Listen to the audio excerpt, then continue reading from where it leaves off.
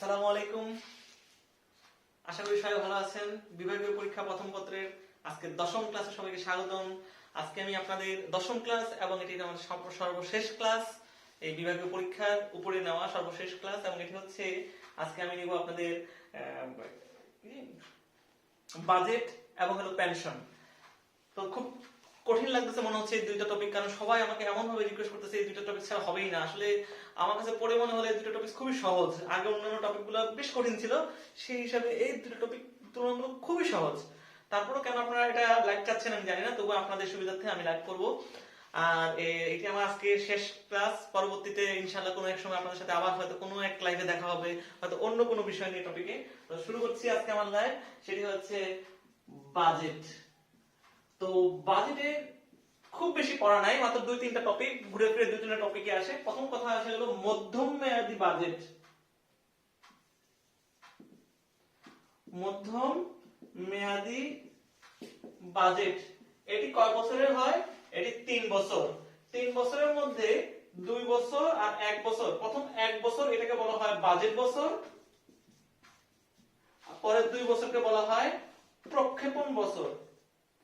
আমাকে কেউ জিজ্ঞেস করবেন না প্রক্ষেপণ মানে কি, আমি অনেকক্ষণ খুঁজলাম, এটা অ্যানসারটা আমি সুন্দর মতো দিতে পারছি না, আমি খুঁজে পাচ্ছি না প্রক্ষেপণ বছর মানে কি। মুখস্থ করে দেন, আমি জানি না। যদি আপনারা জানা থাকে আমাকে মেসেঞ্জারে বা কোথাও জানিয়ে দিন যে মেসেঞ্জারে না, আমাকে পোস্টে জানিয়ে দিন যে প্রক্ষেপণ মানে কি। বাজেট বছর এবং এটা প্রক্ষেপণ বছর, এটা হচ্ছে মধ্যম মেয়াদী বাজেট। এখন এই মধ্যম মেয়াদী বাজেটের সুবিধা কি? খুবই সহজ, সুবিধাটা মনে রাখা। কি সুবিধা?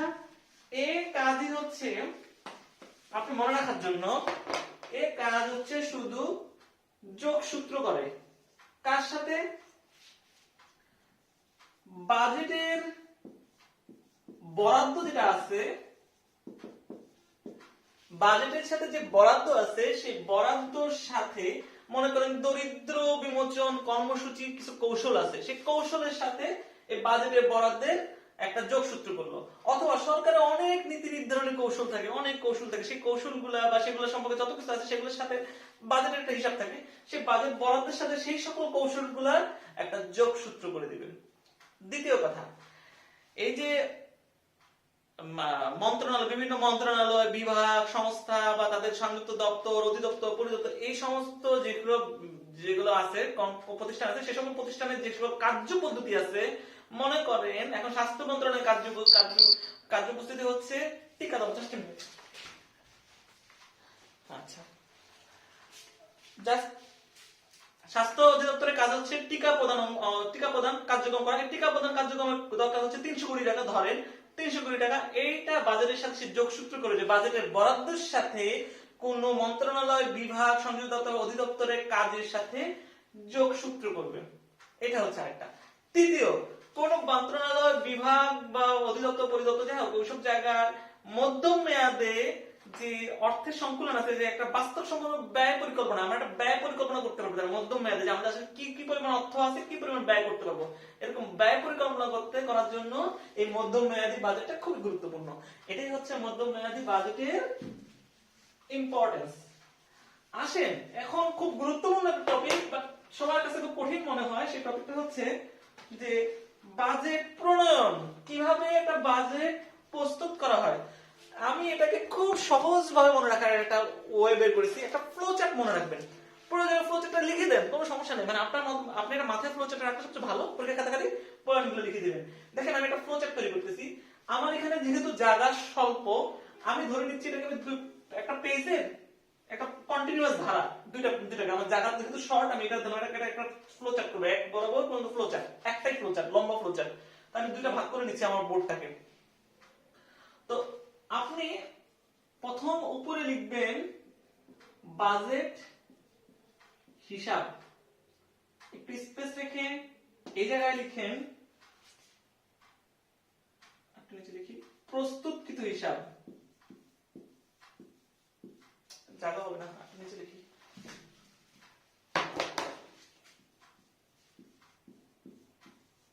প্রস্তুতকৃত হিসাব। এটা কন্টিনিউশন, এখানে লেখেন আরেকটু জায়গা দিই, প্রথম সংস্করণ। আর এখানে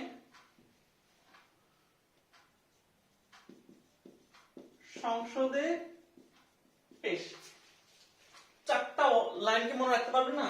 বাজেট হিসাব, প্রস্তুতকৃত হিসাব, প্রথম সংস্করণ এবং সংসদে পেশ। এখন এগুলোর মাঝে মাঝে কিছু কথা। বাজেট হিসাব, তারপর লিখবেন বাজেট ক্যালেন্ডার, তারপরে লিখবেন বাজেট এটা ফর্ম, তারপরে লিখবেন সম্ভাব্য আয় ব্যয় প্লাস প্রকৃত খরচ। আমার লেখাটা খুব বাজে হচ্ছে আজকে, কোনো সমস্যা নেই। তারপরে প্রকৃত হিসাব, তাই কি বললাম? বাজেট হিসাব, ক্যালেন্ডার, বাজেট ফর্ম, সম্ভাব্য আয় ব্যয় প্লাস প্রকৃত খরচ, তারপর প্রস্তুতকৃত হিসাব। তারপর এটা হলো এই প্রস্তুত হিসাবের তথ্য পরীক্ষা নিরীক্ষা, বানান ভুল দিচ্ছি, নিরীক্ষা নয়, সেটা আচ্ছা আপনারা দেখে নিন। তথ্য পরীক্ষা নিরীক্ষা,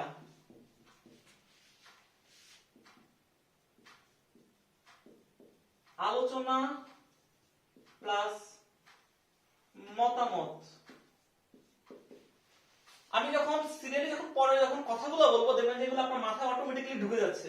আপাতত আমি লিখি, ফ্লোচার্টটাকে তৈরি করি, তারপর আপনাদের বোঝাচ্ছি, খুব সহজ হয়ে যাবে। নতুন ব্যয়ের প্রস্তাব,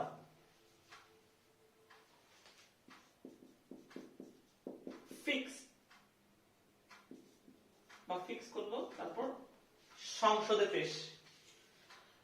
এখন এর পাশে পাশে যেমন এই বাজেট ফর্মের পাশে লিখে রাখবেন 31 আগস্ট।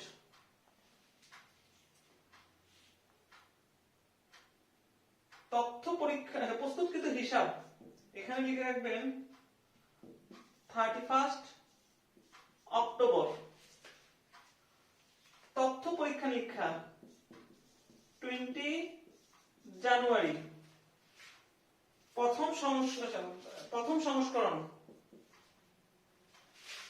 মার্চ। আর সংসদে পেশ এখানে দেখি জুন, ফার্স্ট উইক, জুনে ফার্স্ট উইক।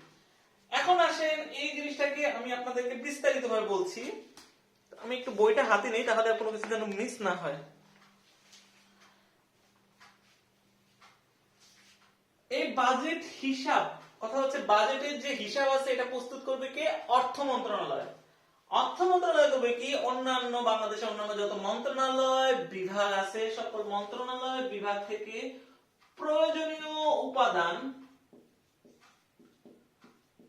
বাজেট হিসাবের জন্য প্রয়োজনীয় যত উপাদান আছে সেই উপাদানগুলো কালেক্ট করবে।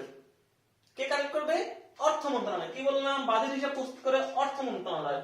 অর্থ মন্ত্রণালয় বিভিন্ন মন্ত্রণালয় বিভাগ বা অন্য কোনো দপ্তর সবকিছু থেকে প্রয়োজনীয় উপাদানগুলো সে কালেক্ট করবে। এই বাজেট যে হিসাব প্রণয়ন করা হয় এটা একটা বাজেট ক্যালেন্ডার অনুসারে প্রস্তুত করা হয়, তার মানে একটা নিয়ম, একটা তারিখ অনুযায়ী প্রস্তুত করা হয়। এই বাজেট ক্যালেন্ডার অনুযায়ী একটা বাজেট ফর্ম 31 আগস্টের মধ্যে তৈরি করতে হবে। এই বাজেট ফর্মটা বিভিন্ন মন্ত্রণালয় বিভাগ সব জায়গায় পাঠানো হবে। পাঠানো হলে তারা এই ফর্মে করে একটা বাজেট, একটা সম্ভাব্য আয় ব্যয় প্রকৃত খরচ তারা পাঠাবে। এগুলো বিভিন্ন মন্ত্রণালয় বিভাগ থেকে অর্থ মন্ত্রণালয়ের কাছে পাঠানো হবে। কয় তারিখের মধ্যে? 31 আগস্টের মধ্যে। এখন এই আয় ব্যয় যত কিছু আছে এগুলো প্রত্যেকটি মন্ত্রণালয় বিভাগ করবে কি? এগুলো হিসাব নিকাশ গুলো পুঙ্খানুপুঙ্খ যাচাই করবে। তার মানে পরীক্ষা তথ্যগুলো যেগুলো পাইলো সেগুলোকে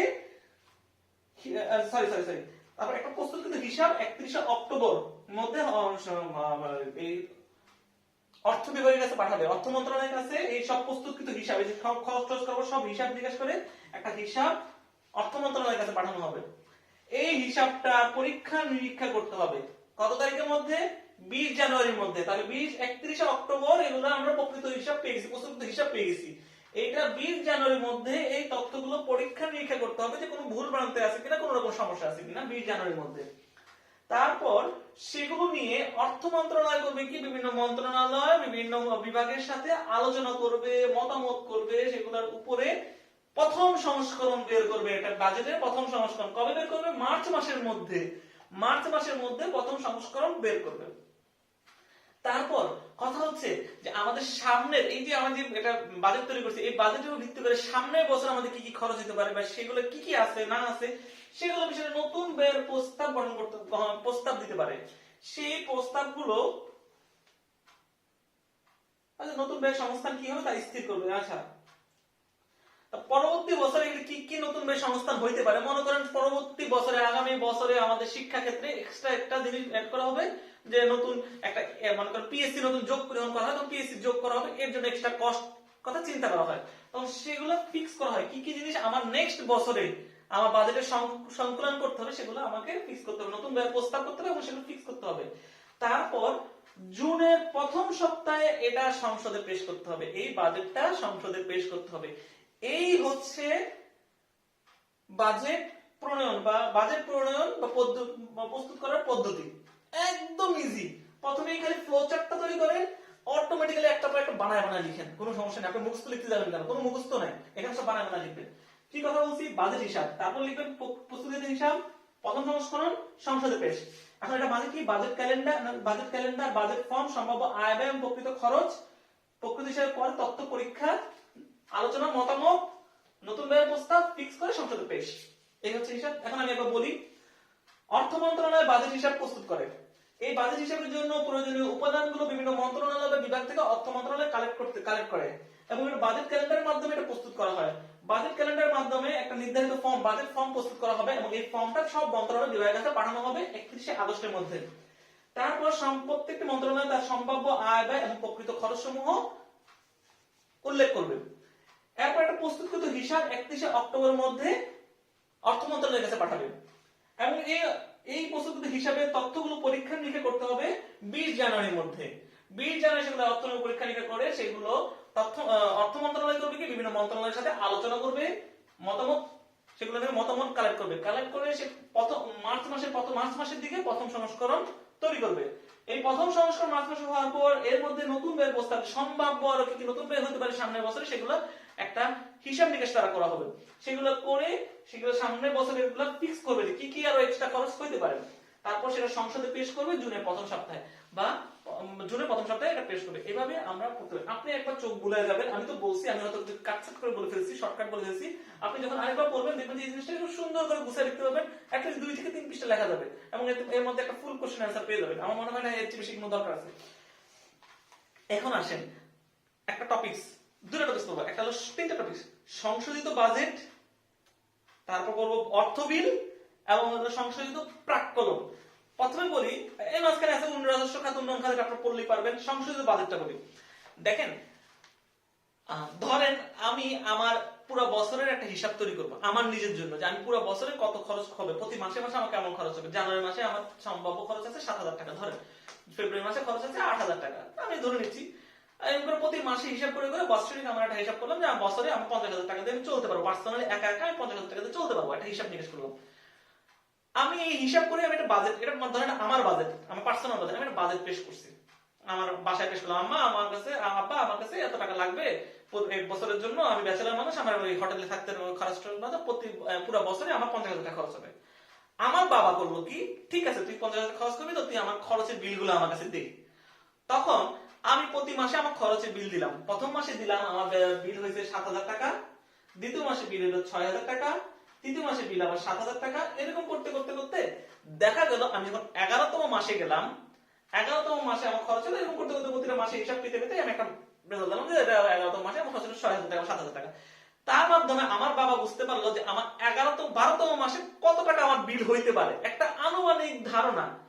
এই যে আনুমানিক ধারণা দিয়ে একটা যে বাজেট তৈরি করা হয়, যে হ্যাঁ আমার এই পরবর্তী 11তম মাসে কত টাকা হইতে পারে, সেটার উপর ভিত্তি করে আমি একটা বাজেট তৈরি করব, সেটা হচ্ছে সংশোধিত বাজেট। আর এই যে সময় আমি এটা তৈরি করলাম বাজেটে, যে 11তম মাসে আমার বেতন, আমার খরচটা কেমন হতে পারে, অথবা আমি 6ষ্ঠতম মাসে আমি চিন্তা করলাম যে আমার এই গত 5 মাসের হিসাব থেকে যে ষষ্ঠতম মাসে কেমন হতে পারে, এটা হচ্ছে বাজেট সংশোধিত প্রাক্কলন। সংশোধিত প্রাক্কলনের মাধ্যমে সংশোধিত বাজেটটা তৈরি করা যায়। তাই দুইটা জিনিস আপনারা একসাথে পড়েন। আমি যে গল্পটা বললাম, এই যে আমার নিজের পার্সোনাল কথা বললাম যে আমার নিজের খরচটা নিয়ে, এই জিনিসটা মাথায় রেখে আপনারা জাস্ট একবার এই দুইটা জিনিস সংশোধিত প্রাক্কলন সংশোধিত বাজেট একটা রিভাইজ দেন, দেখবেন যে একদম ইজি হয়ে গেছে, জিনিসটা কোনো কঠিন লাগতেছে না। এখন আসেন, আমি ফ্লো চার্টটা বললাম, এই ফ্লো চার্টটা কিন্তু ফিনিশ হয় নাই, শেষ হয়নি। এই ফ্লো চার্ট বাকি রয়ে গেছে। কি বাকি আছে? সংসদে পেশ পর্যন্ত আমার মেইন দায়িত্ব। এরপরও কিছু কাজ হয়। কি হয় কি, এই যে সংসদে আমরা বিলটা পেশ করতেছি, এটা বিল আকারে পাস হয়। ঠিক আছে, এটা একটা বিল আকারে পাস হয়। এবং জাতীয় সংসদে কি করবে, এই বাজেটের উপর আলোচনা করবে, যে এই বাজেটটা কম হচ্ছে বেশি হচ্ছে কিনা, এই সম্বন্ধে একটা আলোচনা করবে। তারপর করবে কি, এই বাজেটের উপরে মানে আরো অন্যান্য কোন দায়যুক্ত ব্যয়, মনে করেন যে একজন মন্ত্রী বললো আমার উপর দায়বদ্ধ, আমার একটা মানে এখানে একটা পুল ব্রিজ হবে, ব্রিজের জন্য আমার ব্যয় লাগবে, এরকম কিছু কিছু ব্যয় থাকে যেগুলো দায়যুক্ত ব্যয় থাকে। আমি এগুলো ভালো মতো বুঝাতে পারতেছি না আপনাদেরকে। এই দায়যুক্ত ব্যয়গুলা এখানে উত্থাপন করা হবে, এগুলো সম্বন্ধে আলোচনা করা হবে, দায়যুক্ত ব্যয় সম্বন্ধে আলোচনা করা হবে, এবং অন্যান্য ব্যয় সম্পর্কে এখানে ভোটাভুটি করা হবে। তাহলে আলোচনা করা হয় ও ভোটাভুটি করা হয়, আলোচনা করা হয় পুরো বাজেট সম্পর্কে, দায়যুক্ত ব্যয় সম্পর্কে এবং অন্যান্য ব্যয় সম্পর্কে ভোটাভুটি করা হয়।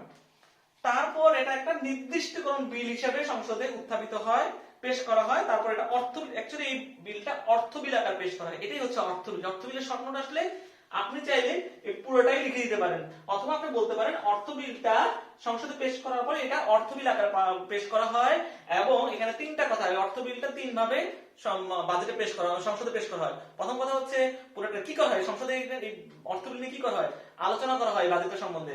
2 নাম্বার, এটা মানে দায়যুক্ত ব্যয় সম্বন্ধে আলোচনা করা হয়। 3 নাম্বার, অন্যান্য ব্যয় সম্বন্ধে ভোটাভুটি করা হয়। শেষ। এটা হচ্ছে আমাদের বাজেট শেষ। দেখেন বাজেটটা খুবই সিম্পল, এটা নিয়ে আলোচনা করার কোনো দরকারই ছিল না আমার মনে হচ্ছে। তবুও আমার মনে হচ্ছে ফ্লোচার্টটা আপনাদের অনেক কাজে লাগবে। এই ফ্লোচার্টটা যদি মাথায় রাখতে পারেন, আপনাদের এই বাজেট প্রণয়নটা নিয়ে কোনো রকম সমস্যা হবে না, এবং এখানে বাকি যে শর্টকাটগুলো আছে এগুলো ইজিলি অ্যানসার করতে পারবেন। এটাই হচ্ছে বাজেট। এখন আমি যাচ্ছি পেনশন। পেনশন হচ্ছে পেনশন যাওয়ার আগে আরেকটা যায় সংবিধান। সংবিধানে আমি পড়াবো না, সংবিধানে একটা জিনিস আমি যখন পড়তে গেছি, মৌলিক অধিকার, মৌলিক অধিকার যখন পড়তে গেছি, তখন আমার কাছে মনে হলো এটা আমার পক্ষে সিকোয়েন্সিয়ালি এই যে 27 থেকে 47 পর্যন্ত 20টা পয়েন্ট মুখস্থ করা এবং সিরিয়ালি মনে রাখা আমার পক্ষে কোনোমতে সম্ভব না। এটা কোনো না কোনো একটা ওয়ে তৈরি করতে হবে। আমি তখন আমার কাজিনকে ফোন দিলাম, যে এখন পরীক্ষা দিবে সম্ভবত 43rd BCS এর জন্য পড়াশোনা করতেছে, তাকে বললাম যে আমাকে একটা শর্ট খুঁজে দাও। ও আমার একটা বইয়ের পিকচার দিল, কিন্তু সেই কবিতাটা মুখস্থ করতে গেলে আমি পুরোটাই ভুলে যাবো, এত কঠিন কবিতা মনে রাখতে পারবো না। তা আমি আমার জন্য একটা কবিতা, মানে কবিতা না, আমার জন্য একটা মানে শর্টকাট টেকনিক বানিয়েছি। এই শর্টকাট টেকনিকটা আপনাদেরকে দিচ্ছি, যদি কারো উপকারে লাগে সেটা আমি ধন্য। শর্টকাট টেকনিকটা হচ্ছে ত থ দ ধ ন ন প ফ ব ভ ম, আপনারা তো সবাই স্বরবর্ণ ব্যঞ্জন বর্ণ সব জানেন। তো এখান থেকে দ ধ দন্ত্যান্ন, খেলার রক্ষা কবচ,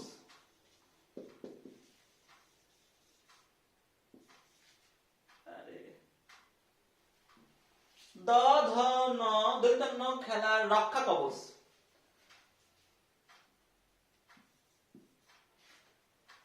জবি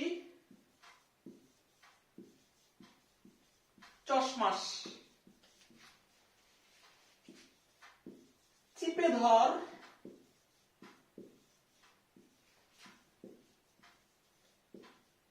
সম্পত্তি গৃহ,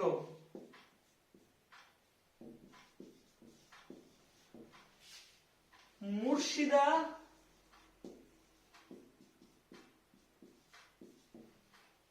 হেফাজত। এখানে টোটাল 20টা আছে।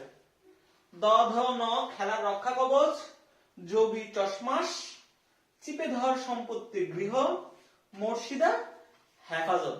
আসেন দেখি। দ দৃষ্টি, আইনের দৃষ্টিতে সমান। ধ ধর্ম, ধর্ম ও অন্যান্য ধর্ম প্রভৃতির কারণে বৈশিষ্ট্য বা বৈষম্য। ন নিয়োগ, সরকারি চাকরিতে নিয়োগের অধিকার। খে খেতাব প্রাপ্তি, মানে বিদেশি রাষ্ট্র বা বিদেশি খেতাব প্রভৃতি গ্রহণ নিষেধাজ্ঞা। লা লাভ, লাভ হচ্ছে কি কি লাভ?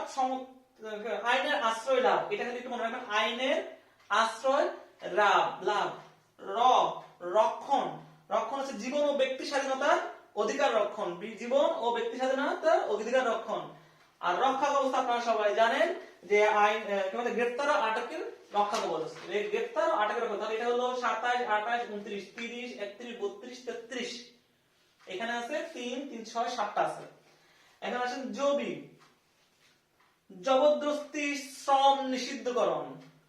বি বিভিন্ন বিচার ও দণ্ড সম্পর্কে রক্ষণ। চ চলাফেরার স্বাধীনতা। সমা সমাবেশের স্বাধীনতা। স সংগঠনের অধিকার, সংগঠনের অধিকার। তাহলে কি বললাম? জবরদস্তি, শ্রম, বিচার, চলাফেরা, সমাবেশ এবং এই ছটা ভুলে যেতে পারবো, সংগঠনের অধিকার। চিপে ধর সম্পত্তি গৃহ, চিতে হচ্ছে চিন্তা ও বিবেকের স্বাধীনতা। পে পেশা ও বৃত্তির স্বাধীনতা।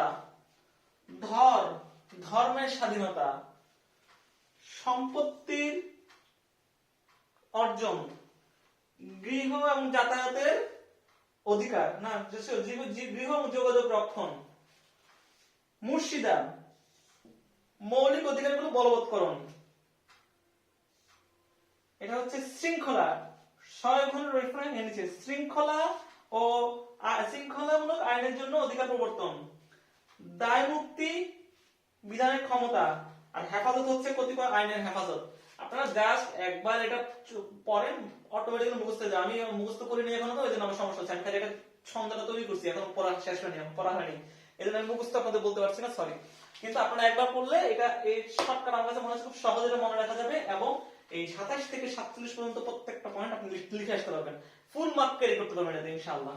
ফুল মার্ক তো দিবে না, আমি তো ফুল মার্ক দিতাম না আপনাদের, তো ম্যাক্সিমাম মার্ক ক্যারি করতে পারবেন।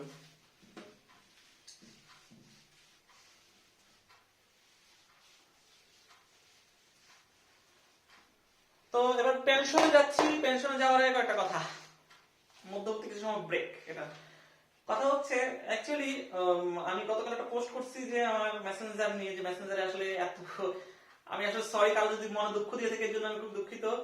অ্যাকচুয়ালি কালকে হয়েছে কি, কালকে না, গত কয়েকদিন ধরে খুব ঝামেলার মধ্যে। ঝামেলা এই কারণে যে প্রতি মিনিটে অ্যাটলিস্ট করে 2টা করে মেসেঞ্জার, 2জন মেসেঞ্জারে নক দিচ্ছেন, এবং আমি যদি 10টা মিনিট মেসেঞ্জার অফ রাখি, 15 থেকে 20টা মেসেজ জমা হয়ে যায় আমার। সেগুলো আমি আবার, আপনারা দেখছেন আমি কোনো মেসেজ কিন্তু আনসিন করে আমি রেখে দেওয়া এরকম পাবলিক কিন্তু আমি না। এবং ইভেন এমনও দেখছেন, যদি আমার রাউন্ড থাকে, রাউন্ড ছাড়া আমাকে যদি ঘুমায় থাকি অথবা আমি যদি কোনো কারণে ব্যস্ত থাকি, সেটা ছাড়া আমি কোনো মেসেজ এমন হয় না যে সাথে সাথে রিপ্লাই দিই না। এটা আমার একটা অভ্যাস বলেন, আমার অথবা সূচিভাবে বলতে পারেন যে আমার অস্থির লাগে যদি কেউ আমার মেসেজ পাঠায় রাখে, সেটা যদি না সিন করি, যতক্ষণ মধ্যে না সিন করবো ততক্ষণ মধ্যে আমি অস্থিরতা ভুগবো। আমি অস্থিরতা নিয়ে পড়াশোনা করতে পারি না। আপনারা বলছেন যে মোবাইলটা মানে সাইলেন্ট মোডে রাখতে, আমার ফ্যামিলি থেকে কল আসে, ইভেন আমি কারো মোবাইলে কারো মানে কলই আমি আসলে মানে কারো মেসেজে আমি আসলে হাইড করে রাখতে পারি না। আমার এটা অভ্যাস নাই, এটা অভ্যাসগত সমস্যা বলতে পারেন। আমি খুব অস্থির ফিল করি। আমার পেশেন্ট নিয়ে একই কথা, আমি কোনো একটা পেশেন্ট যদি সকালে দেখে আসি এবং সেটার সম্বন্ধে সারাদিন আমার মাথায় পেশেন্ট সম্বন্ধে ঘুরতে থাকে, এটা আমার একটা রোগ বলতে পারেন, যাই বলেন তাই বলেন, যাই বলেন না কেন। এই জন্য আপনাদের কাছ থেকে আর কি কয়েকদিন মেসেঞ্জারে একটু কারণ রিপ্লাই দিতে পড়তে পারছি না। এমন হচ্ছে সারাদিনই মেসেঞ্জারে পড়ে আছে, আমি বই ধরতে পারছি না। আর বই তো ভুল থাকবে আসলে, কি বই প্রথমবার বানাইছি আমি আসলে কাকে দিয়ে দেখাইতে পারি না, এই জন্য বইয়ের ভুল আছে। যেমন এখানে একটা বড় ভুলের কথা আমি গতদিনও বলছি যে এই যে অধিকার রাষ্ট্র পরিচালনার মূলনীতি, এটাতে ভুল আছে। আপনারা এটা অবশ্যই সংবিধান থেকে পড়ে নেবেন। আমি এখানে ভুল লিখছি, কারণ কোথা থেকে লিখছি সেটাও আপনাদের বলছি, কেন লিখছি সেটাও আমি আগের লাইভে বলছি। আপনারা এই জন্য আমাকে ক্ষমা করবেন। আমি আসলে খুবই দুঃখিত, আপনাদের মেসেজের সবাই রিপ্লাই দিতে পারছি না। আমি খুবই মানে নিজে একটু হেফাজত হয়ে আছি, একটু নিজে গুছাই নিয়ে আসতেছি। আগামীকাল এবং পরশুদিন এই দুদিন একটু নিজেকে গুছাবো। আচ্ছা, এখন আরেকটা কথা হচ্ছে, অনেকেই আমার সম্বন্ধে জানে না অ্যাকচুয়ালি। অনেকে, আমি এতদিন ধরে লাইভ নিচ্ছি, নিজের পরিচয়টা আমি কখনো দেই নাই। পরিচয় দিচ্ছি সামান্য যে আমি ডাক্তার শাহাদাত, আমি সরকারি সার্জন হিসেবে সাতক্ষীরা মেডিকেল কলেজে আছি। আমার প্রিভিয়াস কিছু কথা আমাকে অনেকে জানে, অনেকে জানে না। সেটা হচ্ছে, প্রথম কথা হচ্ছে আমি 2004 এসএসসি, 2006 এসএসসি, এবং হচ্ছে আমি 2006-07 সেশনে এমবিবিএস, 2012-তে এমবিবিএস কমপ্লিট এবং 13-তে ইন্টার্নি কমপ্লিট। তো আমি অনেকের সাথে মানে আমি অ্যাকচুয়ালি অনেক সিনিয়র কেন জানি মানে আমি আসলে বিসিএস আমার তেমন আগ্রহ ছিল না কোনো এক সময়, পরবর্তীতে আগ্রহ জন্মাইছে। আর বই লেখার বিষয়টা আমি আপনাদের আগেই বলছি, এটা হলো আমার সম্ভাবনা ভাইবার সময় থেকে বই লেখার আগ্রহটা প্রথম প্রকাশ পায়। আর উত্তরণ বইটার বিষয় তো হলো আমি নিজে থেকে পড়াশোনা হঠাৎ করে যখন বিসিএস হয়ে গেল, প্রথমে চিন্তা হলো আমি কিভাবে এটা স্থায়ী করা যায় বা কি কি পড়া আছে যে পড়াটা নেক্সট পড়তে পারি, তখন মনে হলো এটা পড়তে পারি। আমি সাথে সাথে এর জন্য বই কিনে পড়া শুরু করলাম, নিজে যা পড়লাম তাই আমি লিখে ফেললাম এবং সেটা নোট আকারে আপনাদেরও দিলাম। আমি একা পড়তে পারি না, আমি সবাইকে নিয়ে পড়ি, আপনাদের দিলাম, আপনারা পড়লেন, আপনারা উপকৃত হলেন, তারপর আমি বইটা বানায় ফেললাম। আর এটাই, এখন আমি চলে যাচ্ছি, অনেক কথা বলে ফেললাম, কথা বলতে গেলে কথা থামানো যায় না। পড়ি নেই, কিছু পড়া হয় না, অনেক পড়া বাকি আছে আমার। পেনশন ও আনুতোষিক। পেনশন আনুতোষিক খুবই সহজ জিনিস, আপনারা সবাই জানেন, তারপর আপনারা জানতে চাচ্ছেন পেনশন আনুতোষিক সম্বন্ধে আপনাদের সাথে একটু আলোচনা করি। তো আসেন আমি আপনাদের কাছে পেনশন আনুতোষিক একটু আলোচনা করি। প্রথম আসে এটা প্রকারভেদ গুলো আমার দরকার নাই, তাও আলোচনা করতেছি, কারণ কি আমি কি বলতেছি। ক্ষতিপূরণ পেনশন। নাম্বার 2 অক্ষমতাজনিত পেনশন। নাম্বার 3 বার্ধক্যজনিত পেনশন। নাম্বার 4 অবসরজনিত পেনশন। নাম্বার 5 পারিবারিক পেনশন।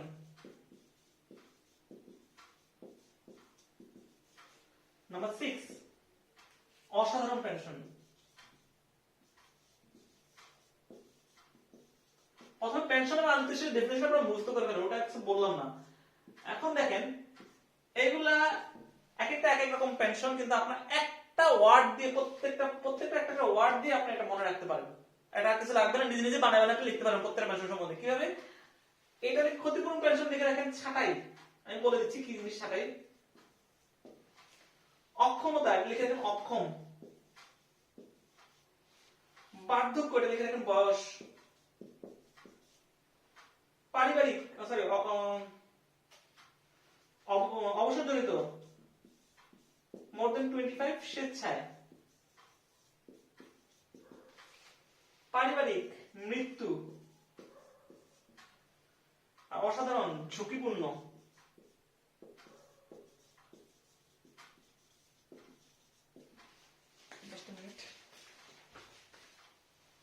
ও বাবা 27 মিনিট হয়ে গেছে। তো ক্ষতিপূরণ পেনশন ছাঁটাই, অক্ষমতা পেনশন অক্ষম, বার্ধক্যজনিত বয়স, অবসরজনিত পেনশন মধ্যবিত্ত স্বেচ্ছায়, পারিবারিক পেনশন মৃত্যু, অসাধারণ পেনশন ঝুঁকিপূর্ণ। সাথে সাথে আপনি যখন পেনশনটা পড়বেন, পেনশনের ক্লাসিফিকেশন যখন পড়বেন, সাথে সাথে অবসরের ক্লাসিফিকেশনটা পড়ে ফেলবেন। কেন পড়বেন? কারণ দুইটা জিনিস সেম, একই কথা। আপনি যে কথাটা এইসব জায়গায় লিখবেন সেই কথাটা ওই জায়গায় লিখবেন। কোনটা? প্রথম হচ্ছে বাধ্যতামূলক পেনশন, যেটা হচ্ছে আপনি লিখে রাখতে পারেন এই যে বার্ধক্য পেনশন, যেটা এটা আরেক পাশে লিখে রাখবেন বাধ্যতামূলক পেনশন, বাধ্যতামূলক অবসর। তাহলে বাধ্যতামূলক এই বার্ধক্যজনিত যে পেনশন, এটাই হচ্ছে বাধ্যতামূলক অবসর। তারপরে লিখবেন ঐচ্ছিক অবসর, এই যে বললাম যে এটা 25% স্বেচ্ছায়, এটাকে লিখে রাখতে পারেন পাশে ঐচ্ছিক অবসর। মানে একই কথা আপনি যদি লিখে দেন আপনি ফেল করবেন না, ওই নাম্বারটা পাবেন। আপনি যদি ভালো নাম্বার পেতেন ভালো করে লিখেন, কিন্তু যদি ভালো মোটামুটি জেনে পাস করে আসতেছেন এই লিখে দিলে পাস করে আসবেন। আর লাস্ট অফ অল অক্ষমতাজনিত অবসর, এই যেটা পাশে লিখে রাখতে পারেন অক্ষমতাজনিত অবসর। অক্ষমতাজনিত অবসর, তাহলে এই তিনটা হচ্ছে অবসর, বাকিগুলো হচ্ছে পেনশন, মনে রাখবেন। এখন আসেন ক্ষতিপূরণ পেনশন ছাঁটাই। ধরেন আমি একটা গল্প বলতেছি, একটা কথা বলতেছি। করোনার একটা ট্রায়াল তৈরি হয়েছে, তাই না? তো সরকার ঘোষণা করলো আমার ট্রায়ালের জন্য স্থায়ীভাবে নিযুক্ত সরকারি কর্মচারী লাগবে। তো তারা করলো কি, কয়েকজন ডাক্তারকে এখানে নিয়োগ দিল, স্থায়ী ডাক্তার নিয়োগ দিল, এদেরকে ট্রায়ালে রাখা হবে, এই করোনার ট্রায়ালে রাখা হবে। তো করোনা হঠাৎ করে সামনের বছর মনে করেন চলে গেল, করোনা চলে গেছে, এখন আর ট্রায়ালের কোনো মূল্য নেই, কিন্তু ট্রায়ালের লোকরা বসে বসে বেতন পাচ্ছে। সরকার ঘোষণা করলো আমার ট্রায়ালের আর কোনো দরকার নাই, আমার এইটা বিলুপ্ত, এই পদ ট্রায়ালের পদ বিলুপ্ত ঘোষণা করলাম। সরকার ট্রায়ালস তো বিলুপ্ত করলো, কিন্তু ট্রায়ালের মধ্যে তো আর কিছু লোকজন যারা আছে তারা চাকরি করছে, তাদের কি হবে? তাদেরকে তো ছাঁটাই করে দিতে হবে।